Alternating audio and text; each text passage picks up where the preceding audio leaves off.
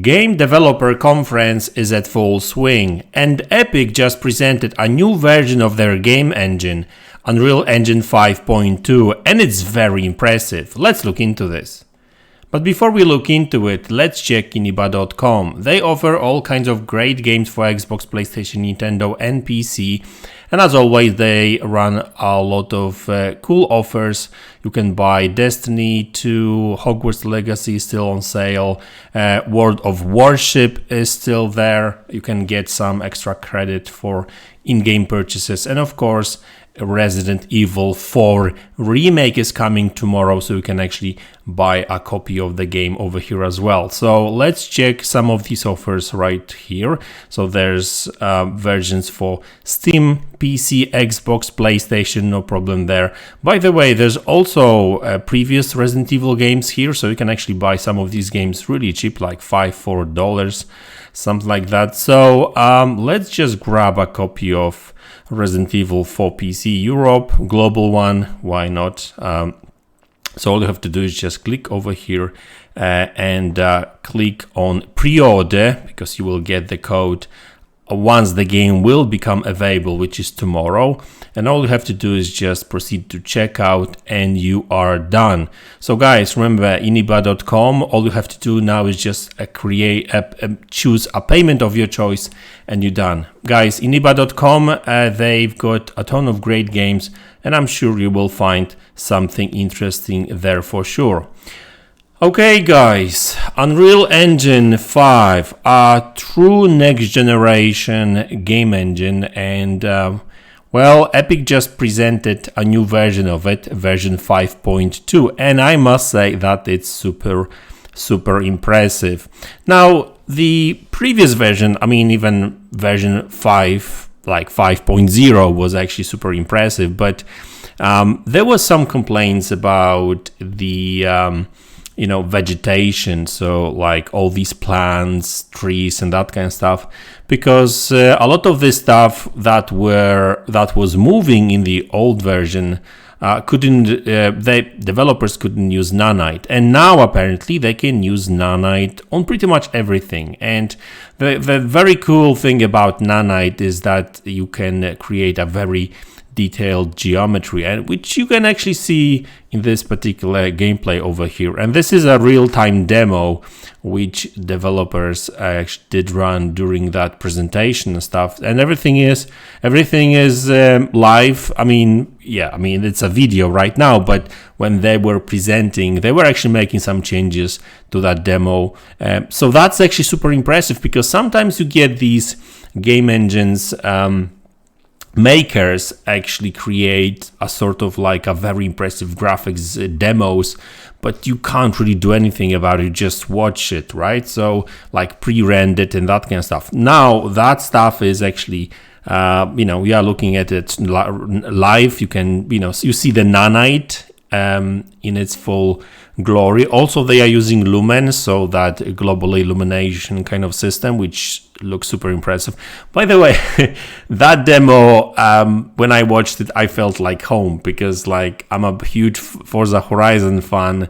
And yeah, I mean, that looks like Forza Horizon, like pretty much, some of the Forza Horizon 4 and 5, especially 5 locations looks like that. So, like if nobody told me that that's actually Unreal Engine 5, I would be like, oh, is that a new Forza game?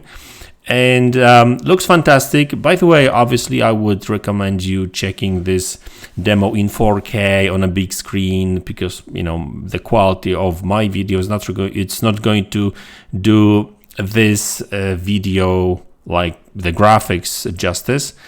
So I will leave a link in the description below, so you can actually check it in 4K quality. But that goes to show that games that will start using these next gen game engines will, and some of them will actually come out this year. Will look very, very impressive. Now, games this generation, some of them actually were quite impressive and were very close to realistic.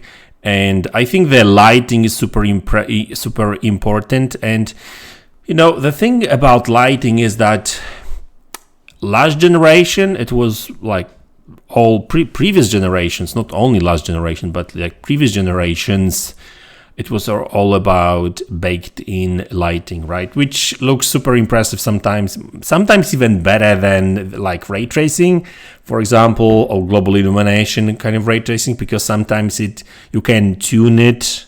It doesn't always look natural, but may look better. I'm not sure if you know what I mean, because sometimes realistic graphics doesn't always look good. It looks realistic, right? But sometimes like more artistic vision may look better, because I guess it's it's all about artistic vision. Sometimes it's just like cartoons, right? The fact that a game may have cartoony graphics doesn't necessarily mean that it looks bad. Look at Nintendo games; they look fantastic, I would say, and they are not realistic. But anyway, so my point is that like previous generation, it was all about baked in lighting, but it takes time to actually do it and everything, play with it. While over here they are using Lumen, and it's all real time. They don't have to worry about anything, and it speeds up a lot of development. It speeds up the development time, right? And so does it sound right? It shortens the development time, or maybe I should say that developers can actually focus on other things because they don't waste time baking lighting and that kind of stuff, for example, right?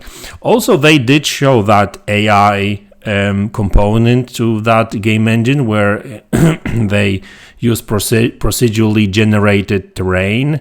And that's actually very impressive because I know that most developers will want to do a lot of stuff by hand, and that's fine. You can procedurally generate stuff, and then you can make some changes to it to make it more the way you want it or the way developers want it. But a lot of games will use these procedurally generated kind of terrains as well, and that will allow developers to actually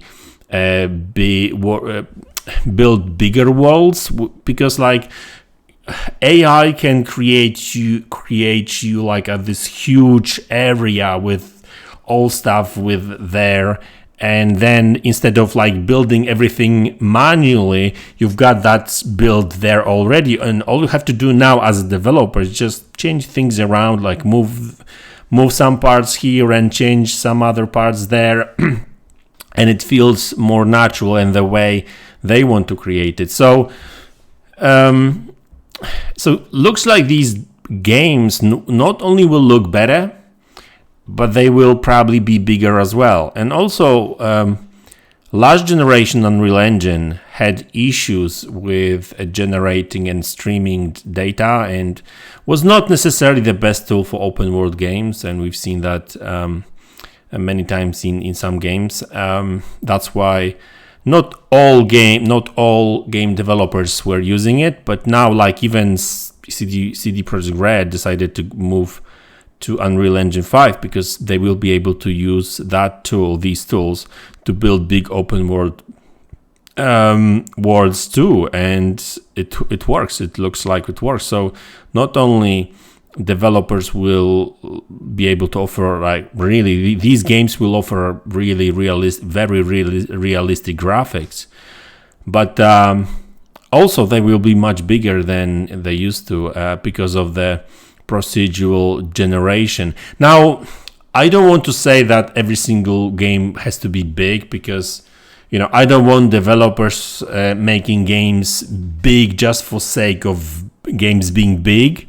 Because you may create a big world and full of detail, but still boring. If all you will do in that game is just going to be walking for no reason, right, or driving for no reason, then that will get very boring, pretty fast. But developers do have these tools now, and I'm super excited about these games coming this year based on this new technology, and there's actually a couple of games coming this year, like Stalker 2 apparently is based on Unreal Engine 5, although there's been some rumors that development might have been stopped because of that leak. I'm not sure if you've heard about it, but that still has not been officially confirmed by developers. I would imagine that they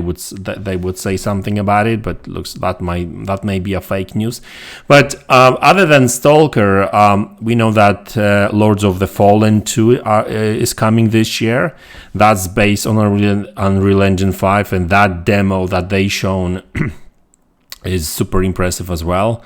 A proper next-gen graphics. Alan Wake 2 is coming out this year as well, and Remedy did spoke about their game engine 2 and some advancements to it, so I'm sure that this game will be a proper full next-gen game as well. So yeah, I mean, this year, not necessarily beginning of this year, but late this year. And it's going to be super exciting because, like I said, there's going to be a lot of games towards the end of this year. There's going to be a lot of games using Unreal Engine 5 already. And there's no doubt in my mind that they won't be even scratching the surface with these games at first. But like moving forward, so 2024, 2025, once they figure out how to use all these features and everything, and they spend more time with these new tools and next-gen features, these games will look fantastic. They may even look better than what you're actually looking at right now. So exciting times ahead of us, guys. That's what I can tell you for sure. But yeah, looking forward to all these games, and I'm sure that developers will finally start taking full advantage of these next-gen consoles too, or should I say current-gen consoles. But you know what? I feel like next generation is actually starting now, like this year. It hasn't really started properly yet. So that's why I keep saying next-gen, next-gen, next-gen. And I obviously I refer to current-gen consoles, but like these current-gen consoles still hasn't really offered anything groundbreaking that would scream next-gen, I would say, right? So that's why I'm super excited about what's coming this year and what's ahead of us. But anyway, guys, so I think that's the video. I will leave a link to this presentation so you can actually watch it in 4K. So check it out. And as always, I will see you all in the next one. Take care.